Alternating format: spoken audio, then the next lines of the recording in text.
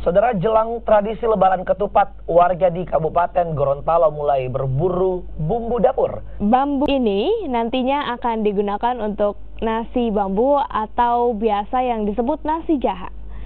Sejumlah warga di Gorontalo mulai ramai berburu bambu di pasaran. Bambu yang dijual dengan harga Rp3.000 hingga Rp5.000 ini nantinya akan digunakan untuk membuat masakan khas nasi bambu atau nasi jaha. Warga di Gorontalo memiliki tradisi unik, yakni tradisi Lebaran Ketupat yang biasanya dilakukan 1 pekan setelah Idul Fitri, di mana setiap bambu yang telah dibeli akan diisi oleh nasi lalu dipanggang di atas api. Lebaran Ketupat dilaksanakan sepekan usai Lebaran Idul Fitri. Dalam rangka Hari Raya Ketupat, Pak. Berapa ujung dibeli, Pak? Ada 100 ujung.